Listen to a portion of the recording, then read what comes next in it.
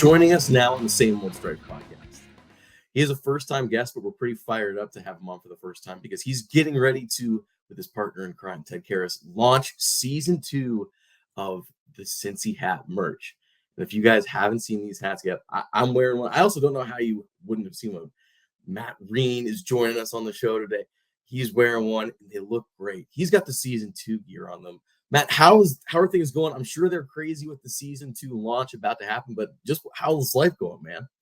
Good. It was like January was nuts. When the Bengals won 12 or 11 straight games after we launched the hat project, like life was just like a blur. So had a nice little off season, laid low for a month or two, and now it's spring ball. Now we're firing it back up. We're getting back into shape here, and yeah, we're pumped to launch the new brand. We've been eager to launch new products like the whole time, but we tried to tone it back a little bit and just be like, all right, stick with what we know. We don't know all these new SKUs in inventory yet. So yeah, life's good. I live in Indianapolis, so the Indy 500 is coming up as well.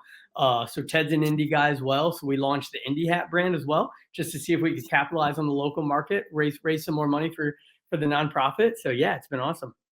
So I didn't have this in my notes, but now that I'm thinking about it, the Indy hat obviously kind of came into our lives on a bigger scale when that Pat McAfee interview popped up the other week.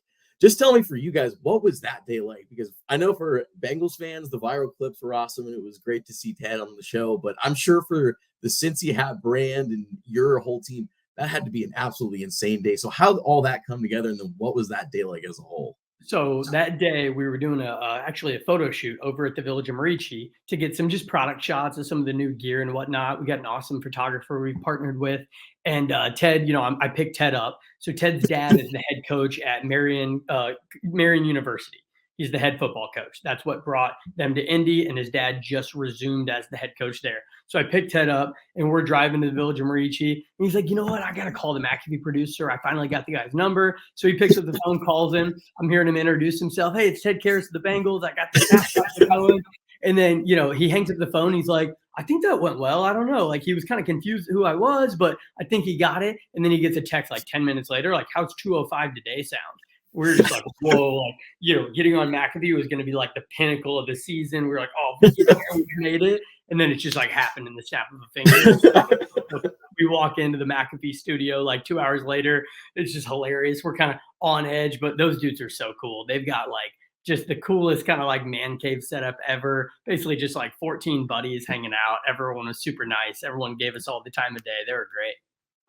Well, that just sounds like an absolutely nuts experience, especially to hear that it was kind of built up to be like your kind of pinnacle of the offseason that just happens all of a sudden. Yeah. You did the thing that you kind of started with the story. Obviously, it seems like it starts at the Village of Marici, and obviously that's where this story starts. So I've done my own reading, but I would love for you to just kind of tell our listeners about the Village of Marici. Adults with special needs is obviously the main focus, but I'm just curious, could you tell our listeners kind of the mission over there and all that kind of goes into that? Because there's a lot that does go on. For sure. So my brother Jason is 43 years old, and he is developmentally disabled. So he's very highly functioning. He can and has lived on his own, but he does better with community. He tends to get lonely and all that. So my parents kind of their whole lives were just thinking like, okay, well, when we die, what happens to Jason, right? Like they've got us kids who would obviously step in and help out, but a lot of people don't have that family support network. And a lot of adults, there's a lot of resources for children who have special needs. In the public school system, there's a lot of funding and attention, but the minute you hit 18 or 19 years old, a lot of that funding, a lot of that attention, that support really runs out. So it's kind of always on my parents' brain, like, okay, what happens when we pass away? What happens to Jason? So they found another group of just families in Indianapolis who ran into the same issue and realized there really were no good residential options for adults who have developmental disabilities, especially places for people to go and live and stay forever. So in 2014, they broke ground and launched the first residential building of the Village of Marici. So to date, there are 22 residents who live in the Village of Marici, but then there's hundreds of people in the Indianapolis area that also get services from the Village of Marici. So that could be anything from coaches helping them budget, helping them learn how to do their laundry, cook. It's really focused on helping adults live more independent lives, because that independence is really where a lot of folks in that position don't have it. They might have a parent who controls every aspect of their life. They might live in their basement. They don't really get to go out and, experience new things, learn their own skills. So yeah, my mom founded it back in 2014, and it's been really cool to see ever since. What a beautiful story and a beautiful mission.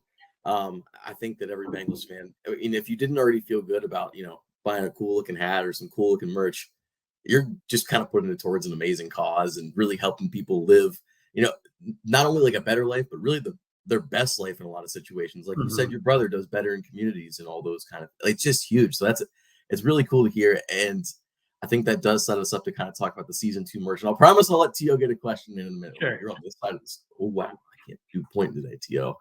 The mirror image always messes me up on the StreamYard, T.O. But anyway, I do want to take a look at some of this season 2 merch because it's very exciting. So what has been the number one requested item by fans, kind of leading up, and kind of what's been the one you guys have been most excited to show off? I would say the number one request we get overall is ship internationally, and it's been on the back of my list. Someday we're going to ship to Canada and Australia. Got a request from Poland the other day. We will do it, but like every time I look into it, I'm like, oh, there's custom stuff. Oh, I don't know how to deal with like customs in Germany. All right, that's a tomorrow problem. So we will absolutely do an international launch someday. Not going to do it today. I think the initial style of hat here, I've got a couple I can sport here. The initial style of hat fits my head really well, but it is a very tall, kind of larger hat. So we wanted something that was a little more of like a mid-crown fit. I think it fits great on a lot of men. A lot of, females, like my sister puts it on and it just dwarfs her. So I think what we're super pumped about is this mesh back hat. It sits a lot lower on your head, or it sits, kind of a little more concise on your head. And they're just slick. It's a new look. And then the polos, super pumped about the polos, very athletic fitting, very soft, very high quality from Donald Ross. So yeah, there's like a million. Now that we're into the new product realm, Ted and I are shooting each other texts every day. Like, wouldn't this be sick? Wouldn't that be awesome? Our supplier just got like new golf belts, and we're like, oh, golf belts, that'd be awesome. So we're trying to just figure out how to ease into this thing and not overwhelm ourselves too. Well, that's awesome, man. It's crazy to hear about all the potential it has, but I mean, when you think about like keeping a warehouse stocked and keeping all this product taken care of, I mean, I've heard you had like 1,000 orders right when you guys first launched or something. So I'm sure it's kind of been a test for you guys as this goes. We had 2,500 orders before we ever received a hat physically. Oh. So when we first printed, I was trying to figure out shipping labels, and I was sitting down the night before. We had 25 volunteers coming over to the Village of Renie to help pack hats, and I almost had a panic attack in my mom's office because I had no idea what shipping labels were all about. I didn't know how to do it. I was like, oh my God. And I don't think that's usually how people learn. I don't think it's by printing 2,000 at a time. And so about 900 little oh shit moments like that. And slowly and surely we're becoming a hat company. Ted's joked from day one. He's like, we're a hat company. I don't care what you say. We're a hat company. And we're starting to kind of act like it, but there were some bumps in the road there. There was initially, I know we had some like 2.5, 3 week lead times. So those were a little stressful, got the anxiety up a little bit, but it's been fun. Man, what adventure. Well, T.O., I know that you've got questions over there, man. You're sitting off. Oh my God, I got the pointing down. I figured it out. You're on this side of the screen. This is great radio for our podcast listeners. But T.O., I'm sure you got questions, man. What do you have for Matt? What kind of questions are you kind of curious about their hat company that Ted Karras is emphatic about being a hat company? Yeah, so I kind of want to start with a fun question.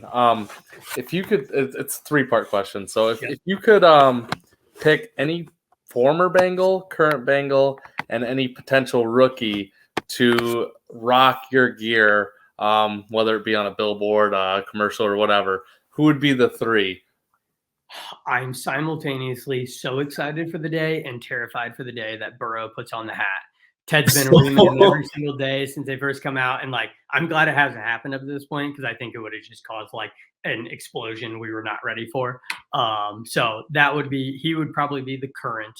But I don't know. There's some other awesome dudes. I'm trying to think. I mean, obviously like Jamar. I think Jamar is great. There's probably some other styles too we could rep. I think we can get like embroidered numbers on them. So we've explored nines made or a bunch of ones made. I think that'd be kind of fun. But obviously we want to put some of the proceeds back to their charity. Definitely Ocho Cinco, Chad Johnson. We got to get him in one. Been sliding into his DMs on Twitter the whole time. We'll get Chad someday. He's probably watching out there somewhere. So Chad, hit us up. And then rookie, I'm trying to think. I'm optimistic. I'm hopeful selfishly that we get Mike Mayer in the draft because he's a Cincy guy. And I'm like, all right, other than Ted, that sounds like the perfect first Cincy hat athlete. But any of them that wear it, we're endlessly grateful because every time one of these pops up on YouTube, pops up on Instagram, sales just start to come in and it's like magic. So, everyone out there, if you wear one, you're marketing for us. And that actually has a massive impact. Yeah, I think those are all good answers. And I think maybe our followers and your followers could start a little hashtag to get Chad to reply to you. Love it. Theo, we should sell him the Darnell Wright when we get the chance. I like that. Yeah. Darnell That's Wright. funny to Theo for a number of reasons. I love that. I love that question, Theo. That was a really good one and a hard one for me to follow up with. I'm trying to think if I want to go. Yeah, let's go to this. I do want to ask you about the Monte Carlo night that you guys have going on. Mm-hmm. Initially, that's what I reached out to you about. I got that email because I get the Cincy Hat emails because I'm not going to miss out on the Cincy Hat emails. If there's like new things going on sale or if there's restocks or anything, I'm going to be the first to know, folks. But I did see this Monte Carlo night pop up, and it's coming up next Friday. So potentially maybe a little pre-draft party with Ted Karras on Friday night. Get down with that. Tell us a little bit about that and what Bengals fans can know about that event because it's not a far drive away from Cincinnati at all. Hour and a half door to door. It's amazing. It's like quicker to get to Paycor from my house than it almost is for Lucas Oil. So Monte Carlo night. So I was on Ted's bachelor party. I was in Ted's wedding. And so we did his bachelor party in Vegas. Had a good time. Ted, there's no environment Ted Karras loves more than like a hot craps table where he's got the star of the show and everyone's yelling and cheering. I mean, that is Ted Karras's nirvana state. We early on in his career, the Village of Renie, it's only been around since 2014 as Ted was getting a little more popular, but still was a backup on the Patriots. He became really involved, really without even us asking. It was really cool how he just naturally gravitated towards Renie. So we started out, we did like a little happy hour with Ted in town, maybe had 100, 200 people. And then we realized like, you know what? There's a lot more demand. Let's do a little casino night.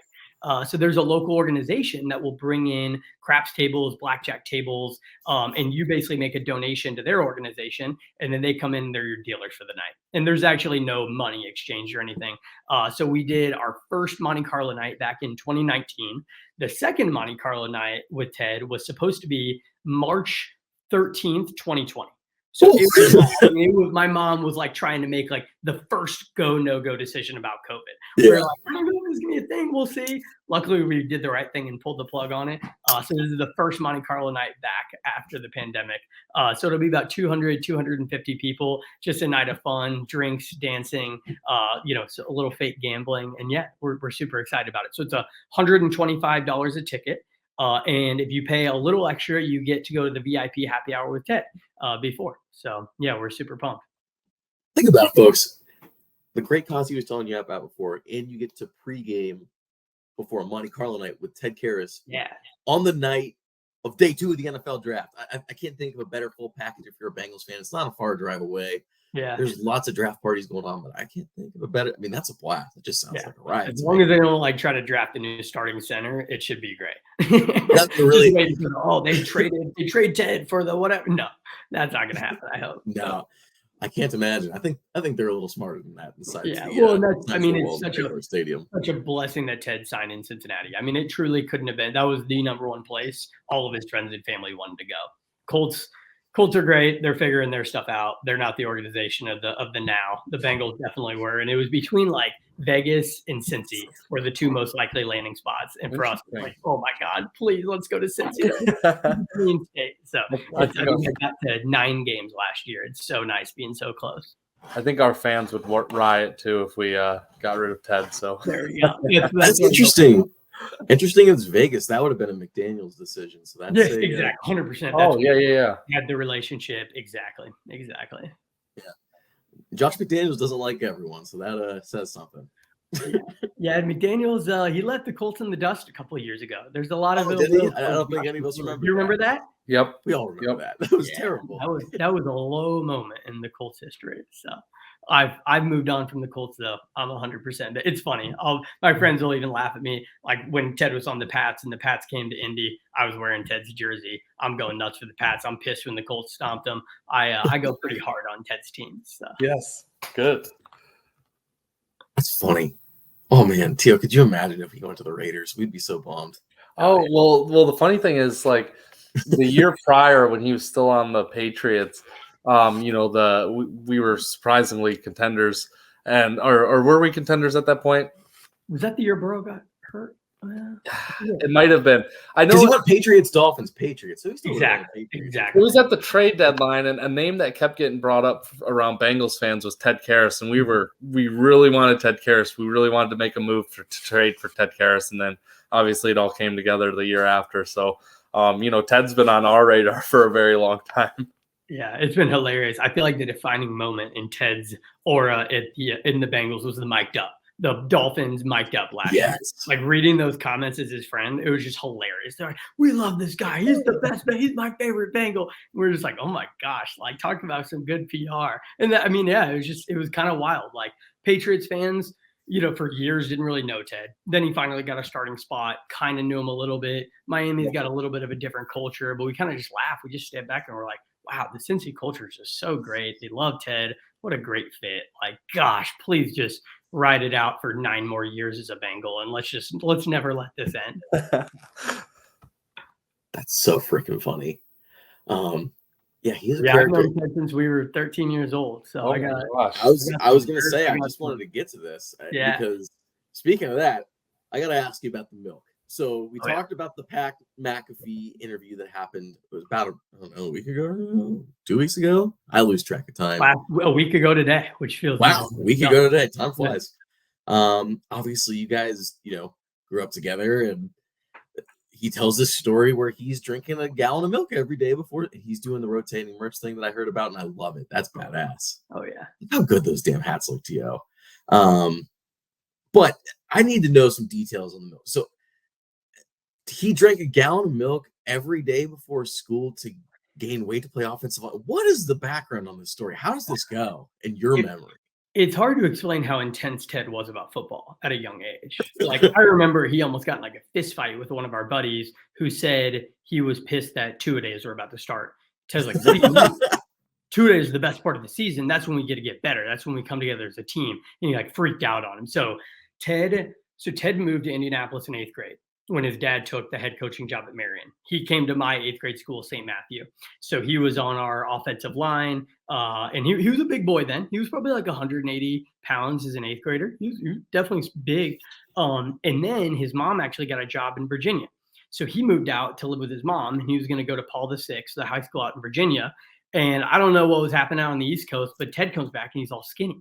And he comes back like a few weeks into the school year, and he's lost like 35 pounds. And we're like, who the hell is this Ted? And actually, by chance, his mom was able to relocate back to Indianapolis. So he moves back to Indy, comes to Indianapolis Cathedral High School, which is where I went. And that's when the weight onslaught came in. So I don't know if he had thoughts about him being like a tight end out in Virginia or whatever. But he got to Indy and it was go time. He wanted to start on the line as a sophomore. And he was an eating machine. The funny thing is, he would eat like healthy things too. Like he wouldn't go and eat like 5 Penn Station sandwiches. He would go and he would eat like 3 pounds of blueberries at a time. And he was just like, preacher. Like I remember we actually made fun of him because we went to Wendy's and he ordered a salad. And our buddy Tom was ribbing him, 220-pound grown boy, but he like would just crush like 3 pounds of salad. So yeah, he was a huge milk drinker. He'd carry around a big 2 liter of water all around high school everywhere, just trying to get his weight up, trying to stay hydrated. He's a character. Wow, there's a lot to unpack. The blueberries thing is literally psychotic. Yes. So do you have a favorite football memory of Ted Karras before the NFL? Oh, this is a question because it just seems like, we see the moment, like what happens at the end of that Titans game. We see them mic'd up. We see these moments in the locker room where he's losing his mind. What comes to mind for you in that department? Definitely for me personally, I'll try to think of like a specific moment. Well, there was one moment in the game we were playing our big rival in the semi-state game, and they put Ted in on D line, and he rarely ever played D line. He was mainly just I think back then he was offensive tackle, and but they put him in on D line on a goal line stand, and there was a fumble. All of a sudden, the ball right in front of Ted, and we're like, "This is it. He's going to score his first 95-yard scoop and score a touchdown. This is it." Totally whiffs on the ball. Somebody from the other team recovers it, their ball still, or something. It was something hilarious where he like totally messed up, but he didn't mess up much.